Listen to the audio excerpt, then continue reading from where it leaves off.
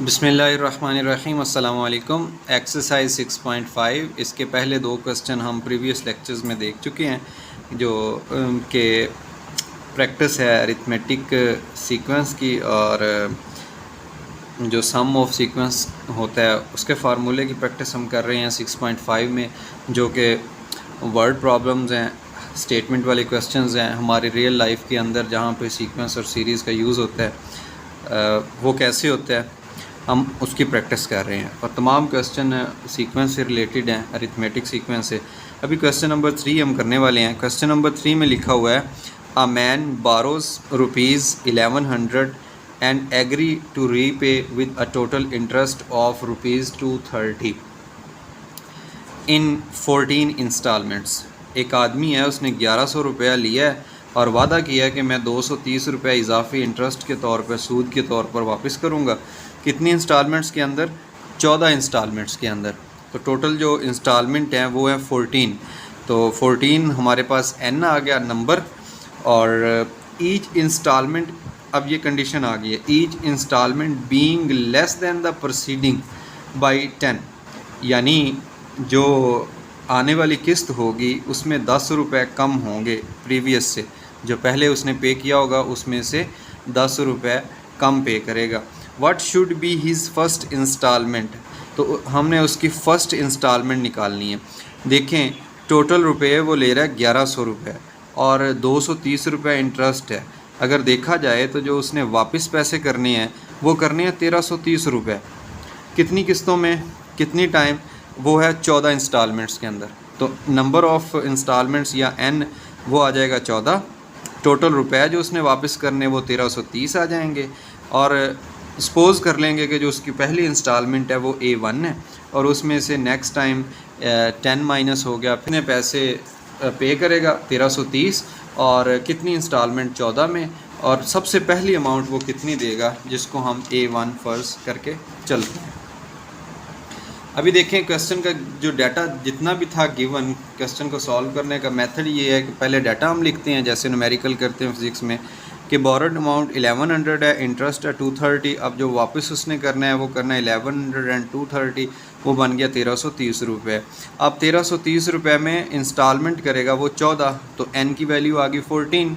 अभी नेक्स्ट हम देखते हैं, वो कह रहा है कि 10 रुपये जो होंगे वो कम होंगे इंस्टॉलमेंट। तो जो फर्स्ट इंस्टॉलमेंट होगी वो हमने फ़र्ज़ कर लिया कि A1 है जो कि मालूम करनी है, और जो D है वो -10 है। -10 मींस कि वो वाला, अगर पहले वाली उसकी A1 है तो जो आगे वाली इंस्टॉलमेंट होगी उसमें से उसने 10 रुपये कम कर देने हैं, और जो उससे अगली होगी उसमें से उसने, अगर ये 1 है, ये A1 -10 तो ये आ जाएगा A2 -10।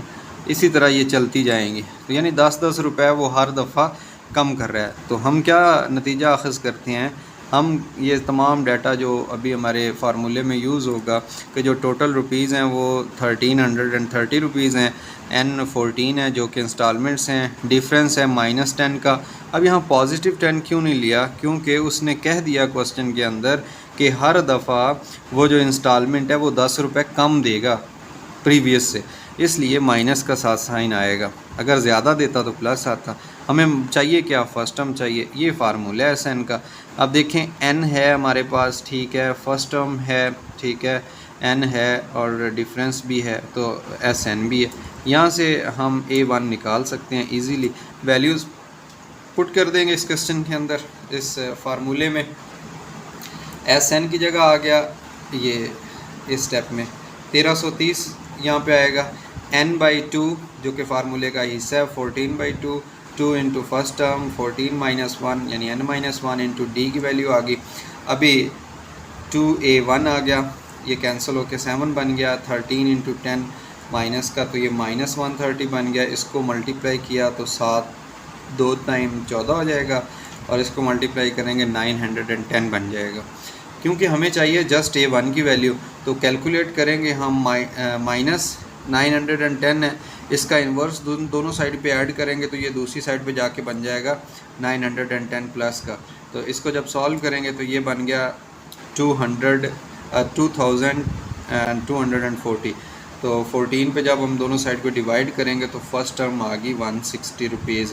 तो पता चला कि जो उसकी पहली इंस्टॉलमेंट है तो वो 160 रुपये उसे पहले टर्म में पे करने पड़ेंगे।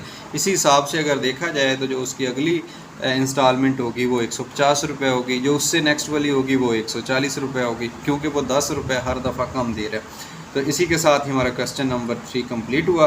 अभी क्वेश्चन नंबर 4 देखते हैं, लेकिन पहले क्वेश्चन नंबर 4 की हम स्टेटमेंट समझ लें कि वो हमसे चाह क्या रहा है। तो ये बुक मैंने आपके सामने रखी, इसमें क्वेश्चन नंबर 4 है, इंतहाई आसान अरिथमेटिक प्रोग्रेशन की प्रैक्टिस है।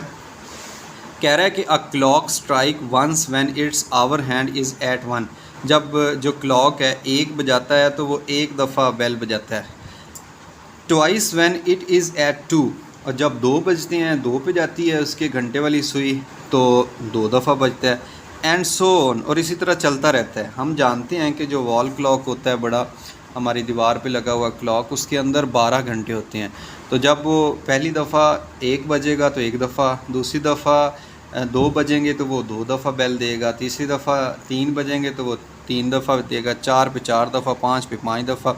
लेकिन क्वेश्चन ये है कि वो कह रहा है how many times does the clock strike in 12 hours.